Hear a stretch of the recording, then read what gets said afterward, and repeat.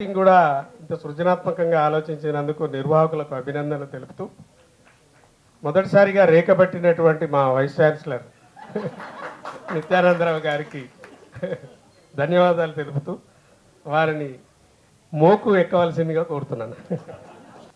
చాలా సంతోషంగా ఉంది, వెరైటీగా. ఎందుకంటే ఎన్నో ఆవిష్కరణ సభలు మాట్లాడడం అనేది మామూలే, పాల్గొనడం మామూలే, కానీ ఇలా వెరైటీగా చేయడం అనేది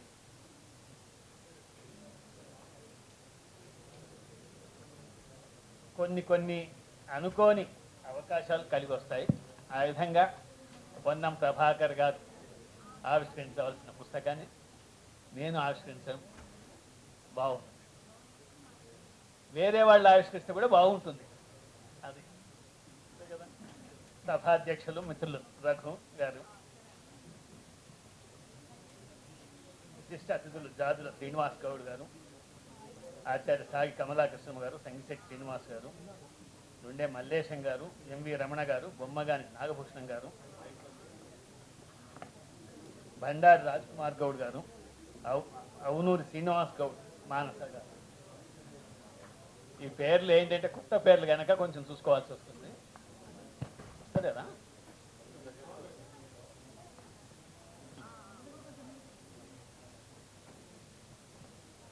ఒక మా మిత్రుడు ఢిల్లీ విశ్వవిద్యాలయ అసోసియేట్ ప్రొఫెసర్, కాబోతున్న అసోసియేట్ ప్రొఫెసర్, ఇది అడ్జస్ట్ అవుతారు, దత్తయ్య గారు, ఎదురుగా ఉన్న జ్వలిత మేడం గారు, మా వనపట్ల బాణాల శ్రీనివాసాచారి, పల్లె సతీష్, ఇంకా చాలామంది ఉన్నారు మా స్టూడెంట్స్. అందరికీ నమస్కారం. ఈ పుస్తకంలో ఈరోజు మనం ఆవిష్కరిస్తున్నాము అంటే ఒక పుస్తకాన్ని కాదు, ఒక వర్గం చెమటకు ఇచ్చిన అక్షర రూపకల్పన. ఒక సమాజ ఆత్మగౌరవానికి ప్రతీక ఈ ఆవిష్కరణ కార్యక్రమం. జీవితంలో ఒక ఉన్నత స్థానం నుంచి లోతులాగా, చెట్ల ఎత్తుల నుంచి నేల లోతుల దాకా విస్తరించిన ఒక అనుభవ ప్రపంచపు ఆవిష్కరణ ఇది.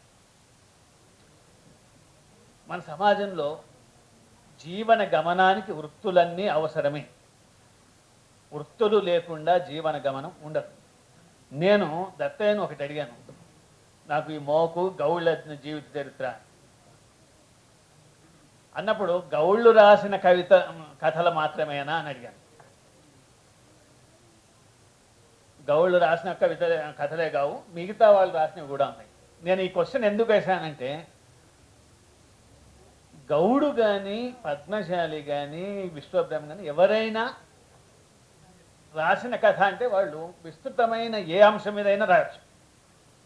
అప్పుడు కేవలం వాళ్ళు పుట్టిన దాని వల్లనే అది వస్తుంది. కానీ ఇక్కడ గౌళ్ళ జీవితాన్ని చిత్రీకరించిన కథలు ఇది.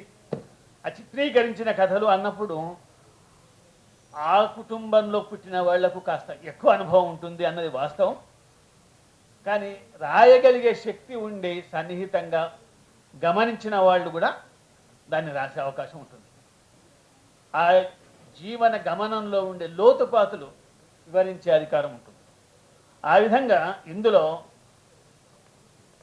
రకరకాల వాళ్ళు గౌళ్ళ జీవిత చిత్రణను చేసిన కథలు ఇవి.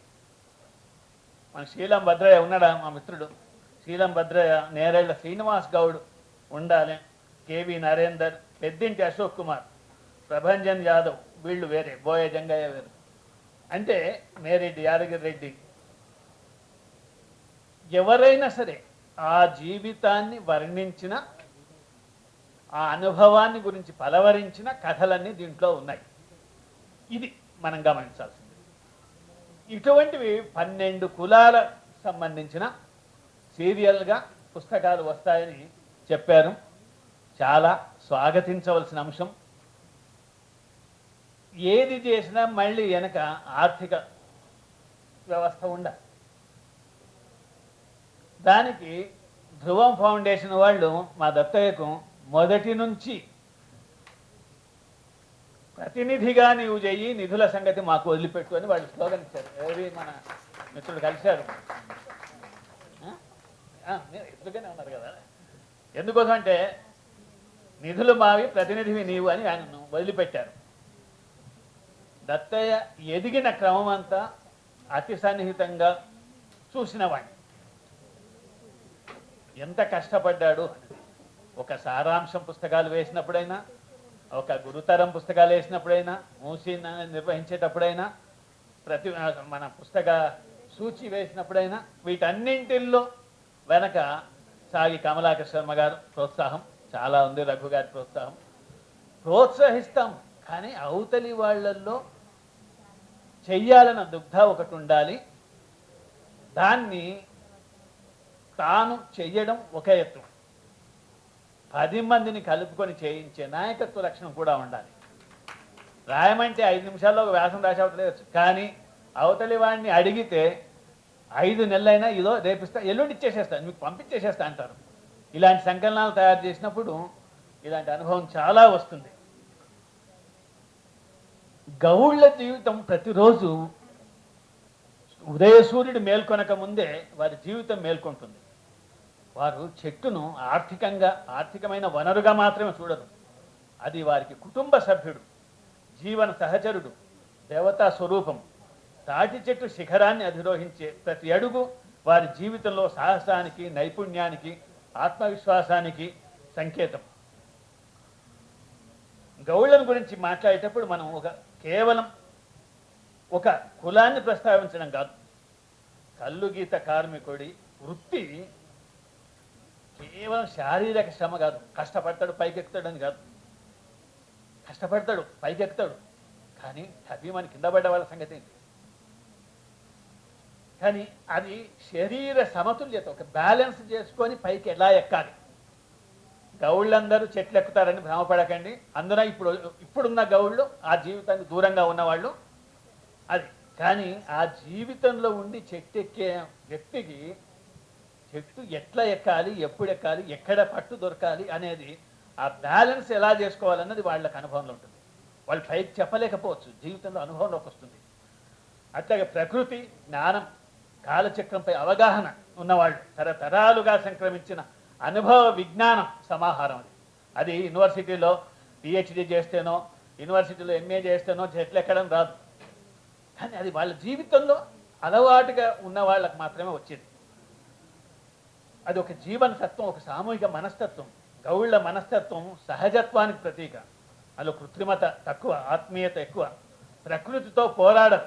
ఇది మనం ఎప్పుడైనా కూడా ఏ కులం వాళ్ళైనా మనుషులు వైజ్ఞానం సంపత్తి పెరిగింది అన్న పేరు మీద ఈరోజు ప్రకృతిని జయించారు అనే మాట అంటారు. ప్రకృతిని జయించడం అనేది ఉండదు. ప్రకృతికి మనం సహకరించి మన జీవితాలను తీర్చిదిద్దుకోవాలి. ఆ విధంగా ప్రకృతితో సహజీవనం చేయడం అది.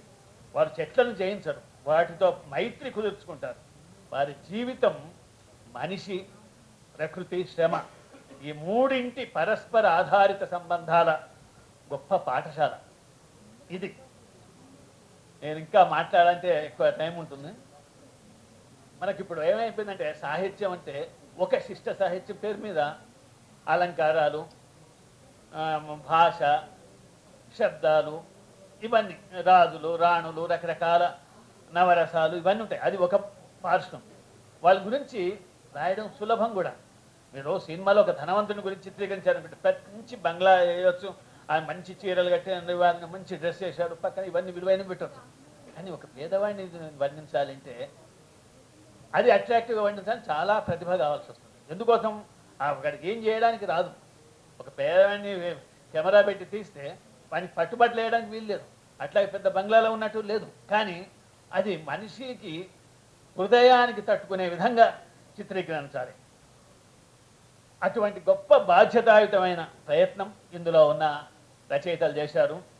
గూడూరి సీతారాం గారు, నారాయణ రెడ్డి గారి క్లాస్మేట్, కాలువ మల్లయ్య గారు, నేరేళ్ల శ్రీనివాస్ గౌడ్, ప్రభంజన్ యాదవ్, జాతశ్రీ, బివిఎన్ స్వామి, ఈ పేర్లని వరుస, సమీక్షల బండారు రాజ్ కుమార్ మీరు కదా ఆయన చెప్తారు. మనకేమవుతుందంటే సామాజిక శాస్త్రవేత్తలు ఎప్పుడు కూడా గణాంకాలు చెప్తారు. ఎంతమంది గౌళ్ళు ఉన్నారు, కరీంనగర్ జిల్లాలో ఎంతమంది గౌళ్ళు ఉన్నారు, వాళ్ళ పర్సెంటేజ్ ఉంది, లేదా మహబూబ్ నగర్ జిల్లాలో ఎంతమంది పర్సెంటేజ్ ఉంది, లేదా హైదరాబాద్ ఎంతమంది ఉన్నారు, ఓటర్లు ఎంతమంది ఉన్నారు, ఓట్లు మావే సీట్లు మావే, ఇవన్నీ అంటుంటారు కదా. ఇవన్నీ కూడా రాజకీయమైన ఆకర్షణీయమైన స్లోగన్స్ తప్ప దాంట్లో ఏం అర్థం లేదు. ఎందుకోసం అంటే ఏ కులానికి ఆ కులం విడివిడిగా ఉన్నప్పుడు వాళ్ళ ఒక్కరి ఓట్లు వాళ్ళకి పడతాయని ఏం కాదు. అక్కడ ఇద్దరు గౌళ్ళు నిలబడతారు, ఇద్దరు గౌళ్ళు నిలబడ్డప్పుడు ఎవరికి ఓట్లు వస్తాయి, అది రాజకీయ చర్చ. కానీ నేను ఇక్కడ అనేది ఏంటంటే ఇవన్నీ చెప్తారు, ఫలానా దగ్గర పర్సెంటేజ్ ఉంది, ఇది సామాజిక శాస్త్రవేత్తలు చెప్పారు. చరిత్రకారులు ఏం చేస్తారు, సర్వాయి పాపడు ఎప్పుడు పుట్టాడు, ఏ సంవత్సరంలో చనిపోయాడు, ఏమేం చేయాడు, ఇవన్నీ సంఘటనలు చిత్రీకరిస్తారు. కానీ ఇందులో ఉన్న రచయితలు మనుషుల హృదయ స్పందనలు చిత్రీకరించారు. అది కథాకారులు ఎప్పుడు కూడా మనుషుల హృదయ స్పందనలు చిత్రీకరిస్తారు. మన సమాజంలో ఏమిటంటే ఒక మేధా పరిశ్రమకు ఉన్న గుర్తింపు శారీరక శ్రమకు లేదు. మొదటి నుంచి వైట్ కాలర్ జాబ్లు ఉండే గుర్తింపు మామూలు ఈ వృత్తి చేసే వాళ్ళ మీద ఓ రకమైన చిన్న చూపు ఉంటుంది. ఇలాంటిది అలాగే దీంట్లో ప్రతి పుస్తకం ఒక సామాజిక ప్రకటన అని చెప్తుంది. శ్రమే నాగరికతకు మూలం, చేతి వృత్తులు సంస్కృతికి వెన్నెముక. ఇప్పుడు కవులు చంద్రుడిని వర్ణిస్తారు, లేదా నదులను గానం చేస్తారు, పర్వతాలను ప్రశంసిస్తారు. కానీ ప్రతిరోజు తాటి చెట్టు ఎక్కి శిఖరంపై నిలబడి, మీరు దాకా పోతారు కదా, అలా శిఖరంపై నిలబడి ఉదయించే సూర్యుడిని అత్యంత సమీపంగా చూసే వ్యక్తి గౌడు, కల్లుగీత కార్మికుడు. ఆయన జీవితం ఒక కావ్యం. ఇలాంటి పుస్తకానికి ఆవిష్కరణ చేసే అవకాశం నాకు కలిగినందుకు కృతజ్ఞతలు తెలియజేస్తూ మా దత్తు ఇతోధిక అభివృద్ధి చెందాలని మనసారా ఆకాంక్షిస్తూ అందరికీ కృతజ్ఞతలు. నిజంగా ఈరోజు నేను ఉన్న స్థితిలో సాధారణంగా మీటింగ్లో ఒప్పుకున్నాక ఖచ్చితంగా వస్తాను, ఎట్టి పరిస్థితి ఏమీ లేదు. కానీ ఈరోజు నేను రాలేని స్థితిలో ఉంది. కానీ దత్తయ్యది కనుక రేపు మళ్ళీ ఢిల్లీ వెళ్ళిపోతాడు, అందుకోసం నాకు పుత్ర సదృశుడైన నేను దత్తయ్యను మీటింగ్ ఖచ్చితంగా వచ్చాను.